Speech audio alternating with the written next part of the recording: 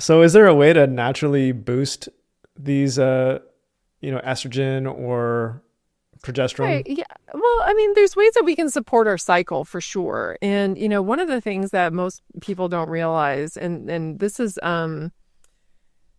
like something I don't know that I really even appreciated until the last 5 or 6 years. And it was, we were doing some research in our lab where we were studying women's cycles and the way that cycling hormones affect this outcome and that outcome and responses to stress and some other things. And so we were recruiting women and we were going to measure their hormones across the cycle and see how they responded to a stress intervention that we were doing. And we only recruited healthy women who have regular menstrual cycles, right? So women who say, I have no endocrine disorders, I have a regular cycle, da da da, and they were all between the ages of like 19 and 25. So this is like a nice, like fertile, group of healthy women. And we found that the rate of failure to ovulate within the course of a given cycle, whenever it was that we were measuring it, was about 30%. Right. And so these are women with normal cycles who are healthy and peak reproductive age. And so I was checking with some of my colleagues because I'm like, we have to be doing something wrong.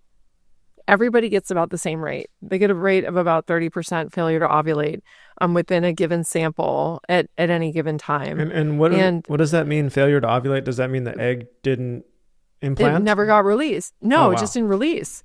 Right. And so this is a cycle where a woman's body is not producing its full range of sex hormones.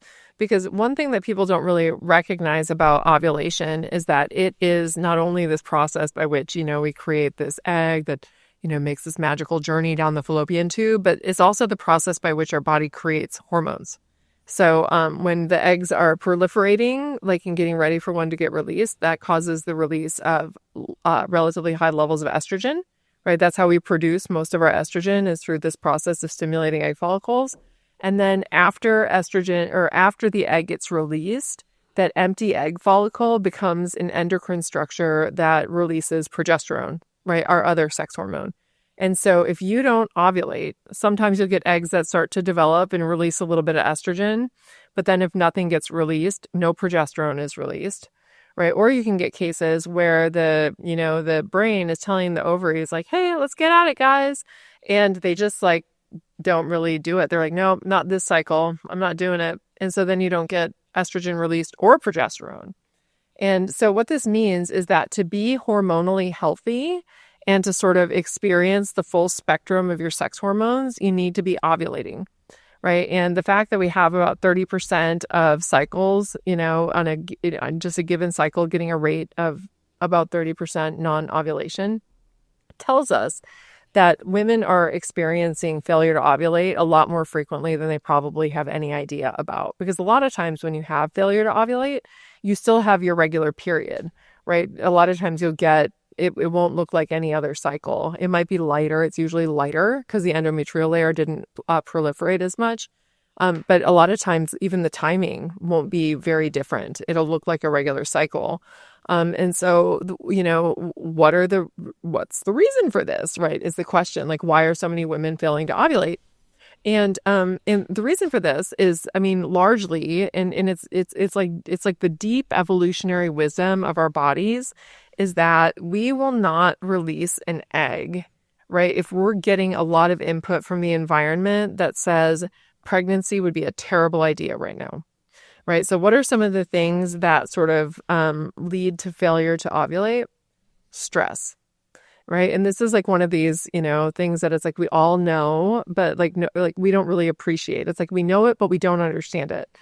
Stress is really bad for hormone production because it's bad for ovulation. And when we have too much stress that's not getting resolved, our brain will be telling our ovaries like, hey, let's go ahead and get kicking on some egg production. And our ovaries won't do it, right? They'll cause the release of other types of hormones, which will actually disrupt ovulation. And then you're not producing estrogen, you're not producing progesterone. So you're not getting exposed to these sex hormones that you would normally be exposed to. Immunological events in your body, right? So things like chronic inflammation. And we get chronic inflammation just simply because, if we're eating a terrible diet and again, having a lot of stress, these are things that can cause inflammation in the body. Or if we're sick, or if we get in a vaccine or an immunization, and this isn't to say don't get vaccines or don't get immunizations. It just means that for that cycle, it might push you back a couple of days, because when your body is sick or dealing with any type of a stressor, whether it's immunological or otherwise, it's not going to ovulate. It's going to say no way. Or if you're not getting enough food. So if women are taking in fewer calories than they're expending, this can also lead to failure to ovulate. Not having social connections. And this is another one where it's like it doesn't sound like it should be that important, but it really is. And they've done studies where they have done these experimental paradigms where they'll exclude women, where they'll just like make women feel like they've been left out of an activity. And it feels really bad to the women. And their bodies will start to release progesterone while in the follicular phase, which is something that disrupts ovulation. And so it's like the body is essentially saying, nope, like we may have started some egg proliferation down there, but we're not going to do it. We're going to disrupt this because, you don't have the village that's required to successfully raise a child. And so we're not going to ovulate this cycle. And so the things that we really can do to help promote hormone production, promote regular ovulation, is really try to create an environment, both the physical environment of our body and the social environment that we live in, that is supportive of a pregnancy, and this means, self-care. This means making sure that you have social connections and that you feel like you have the support of other people around you. It means taking good care of your physical health by getting enough sleep, making sure that you're eating whole foods, right? So like actual food and not some of this, processed stuff that sort of masquerades as food in our current environment. Getting exercise, making sure you're eating enough, regulating your stress. If you take small steps, and in my new book, I spend a lot of time just like talking about things that are actually actionable that you can do, because it's like, on the one hand, we all know, right, that exercise is good for us, right? And we all know that we need to get more sleep, and we all know that we need to do better with stress, and we all know we need to eat healthier foods. But it's like actually trying to do these things that is generally the roadblock, because people have the information. They just have a hard time trying to figure out how to actually implement this in their really already really busy lives. And so I spend a little bit of time, in addition to talking about hormones and, supporting hormones and understanding ourselves in the season of different hormones, also spend a little bit of time just really talking about actionable steps that you can take to start making some of the positive changes in your life that many people do need to make in order to help support their hormones and their cycles. That's brilliant. And it makes me think of a lot of older couples I know, late 30s, even 40s, that are trying really hard to get pregnant right now. And it's not easy. And so, no, it's not. I'm wondering, I'm just wondering, what advice you have for people. It sounds like you gave sleep, exercise, be with friends. That's a good place to start. Do you have like a guidebook for successful manage stress? Yeah, well, no. So I actually, in the book, one of the things I talk about, I have a whole chapter that's really dedicated towards supporting ovulation. Right. So understanding it, so learning how to measure it within your body. So I spend time talking about that and the different things that you can do depending on how involved you want to be. Where for some people, it's going to be using an external fertility monitor where they just like pee in a cup, and then they're told. For other people, it can be getting down and dirty with their cervix and and cervical mucus and these other things. And I cover both extreme, because some people really like getting into things and other people do not, and they just want to test and see things that way. And so I talk about the different ways that you can be keeping track of your fertility, and also the different ways that you can support ovulation. And I mean, honestly, it really is as simple as really supporting the physical health of your body. And the pillars of the physical health of your body are unchanged, from the times of our distant ancestors. And it's like making sure that you're getting good quality sleep. And the easiest way to do this, in my view, has been, getting that morning sunlight to help set your circadian rhythms. And it's really very easy. Like one of the things that I did, and I talk a little bit about this in the book, but I started out because my sleep has always been a difficult thing for me because I have a lot of irons in the fire. And as happens with people with a lot of irons in the fire, it's like your brain races. And so I was like, I knew I needed to get serious with my sleep. And so every morning I was drinking coffee anyway. And I was like, okay, I'm going to go and I'm going to drink my coffee out on the patio. Right. And so in the morning, I just like made a simple change, right? Something I was already doing, right? Drinking my coffee. And I just moved that habit of mine outside, right? And James Clear talks about this in his book, Atomic Habits, right? It's called habit stacking, where it's like you take something you're already doing and then you just like add something onto it that's positive, that promotes some sort of a change you want in your life. And so for me, it started off with my morning coffee outside, right? And that actually ended up turning into a morning coffee walk. Right. So the next thing that I was doing is I was like, because I'm pretty good about going to the gym, but I just felt like I needed to have some sort of restorative green exercise because that way it would do both moving my body and also getting some like sort of stress relief. And there's a lot of really great research about the effects of green space on, regulating our stress responses. And so then I started eventually, and it took a couple months, and I never even had this as like a goal. Like my original goal was just to have my coffee outside. And then it was like I would lace up my sneakers and I'd take my cup of coffee and I would just go for a quick little walk. Right. And then that walk kept getting longer and longer. And now I have my coffee and then I go out for a walk that's too long to be carrying coffee and I'm drinking my water instead. But it's like my morning is kind of transformed in this really positive way. And it all started by just my simple cup of coffee in the morning, which was an outside coffee and then a coffee walk and then a regular walk. And you can kind of build from there. But, getting good sleep, like getting that morning sunlight, it really has done a lot for me in terms of helping to regulate my circadian rhythms and making sure that I'm also in bed no later than 10 o'clock at night and sort of powering things down before then has been really useful. So getting good sleep, eating whole foods, like healthful foods. And one of the things I talk about one of the things I talk about in the book is that there's no research that support, it's like there's lots of different versions of healthy eating, right? And there's no consensus on like what the best, like, is it Mediterranean? Is it plant-based?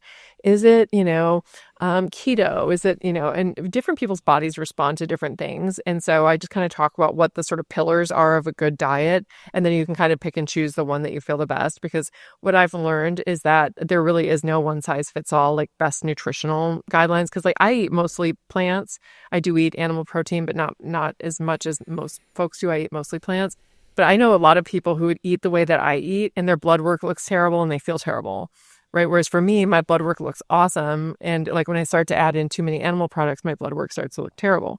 And so everybody's a little bit different. And I think it probably has something to do with our different, sort of lineages and where our ancestors came from and some, genetic stuff. And anyway, so I talk about different ways that you can eat, but eating healthy, moving your body, getting exercise is so good for managing mood related changes and across the cycle. One of the things that women sort of experience that they don't like are some of the mood changes that they get across the cycle. And you can really minimize a lot of those, again, with good health, because when we do things like exercise and eat healthy food and get enough sleep and have our village around us, it supports ovulation, but it also supports our resilience to hormonal changes, meaning that we're able to ride those waves of hormonal change in a way that doesn't feel really disruptive and instead just feels like riding a wave, So anything that you can do to support the physical health of your body. And then also, again, think about, and I think all of us can do this because it's a very tangible thing to think about, which is like, imagine the optimal environment to bring a baby into the world, right? Imagine the optimal environment, right? Where there's a lot of support, there's a lot of love, right? There's trust. There's not so much stress, right? That it's a feeling like it's serene, right? There's access to food, enough food. Building those environments is really, ultimately all of those things are sending signals to the nervous system, which are ultimately sending signals to the rest of the body that are either going to promote or impede ovulation. And so it's like almost like act like you have the baby already. Right? What is the environment that you would want for that baby? Create that for yourself, right? Create that for yourself first, and then that usually eases the transition. And, a lot of people who struggle with infertility, the stress of infertility becomes part of the problem, right? Which is why a lot of couples, you'll hear these stories about where they made the decision to adopt or they made the decision to do something else and all of a sudden they got pregnant. And it's because the stress was gone. And it's like our fertility is very responsive to stress because a female body wants absolutely nothing to do with a pregnancy that it's not going to be able to carry out all the way. Right. And so it's just like, again, and this gets at the fact that pregnancy for females is incredibly costly and risky. Right. So if you're getting all these environmental cues that are telling you you don't have enough, care in your environment, or things are too stressful, or, there's not enough food, your body's going to not want to ovulate. It's going to say, no, we're not doing that this time. Next time, maybe. Let's see how things go next month. And so supporting fertility is creating that environment where the body feels safe to ovulate. That's fantastic advice. Are there any external factors, simple tips that we should absolutely stay away from, like microwaving things in plastic or things like that? Well, yeah, I mean, look, you don't want to be doing that. Endocrine disrupting compounds are a real phenomenon. I mean, and they are messing with hormones. I mean, there's just no doubt about it. And, one of the things that you and I had talked about offline over email was about this, girls are going into puberty at like 9. And it's because they're exposed to all of these, estrogens that are disruptive to their endocrine system and is essentially, putting them into a time of fertility when they're very young. And this is not good. And so, yeah, avoiding endocrine disrupting compounds, just making some simple swaps, like not having things in plastic. Like we made the switch away from plastic bottles and away from plastic storage containers a couple of years ago. And, it's a little bit of an investment, but it really is worth it. And to the extent that you're comfortable also swapping out skincare products. So they have these really wonderful apps now that will allow you to scan labels, and it will tell you like whether something is good, bad, or sort of in the middle. And then if it has a bunch of endocrine disrupting compounds in it, it will actually give you alternatives, like alternative products within a similar price point that you can buy. And I wish I remember the name of the app because I would, and maybe I can send it to you and you can link it in the show notes. But I love it. And it's been really helpful because we've been trying to, in my household, getting away from some of these endocrine disrupting compounds. But I mean, honestly, even more than that is really just the absolute, like the pillars of good physical health, eating real food. Right? Like if you eat a diet that is comprised of like healthy foods, our body is actually pretty reasonably good at getting rid of things that it doesn't need to be holding on to. And so like having a lot of cruciferous vegetables and that sort of thing helps your body to process and eliminate microplastics. And I'm not saying that we shouldn't worry about plastics, because we absolutely should. But if I had to say like one or two things that people should do, it's like swapping out the ultra processed foods for actual healthful, nutritious food items, I think is probably the most important thing, followed very closely by physical activity. Those two things alone. I mean, and not only, is that going to take care of, helping to promote ovulation and doing all these other things, it's also going to take care of all the other health issues, mental health issues and physical health issues that tend to unfortunately, be part of the Western industrialized life experience.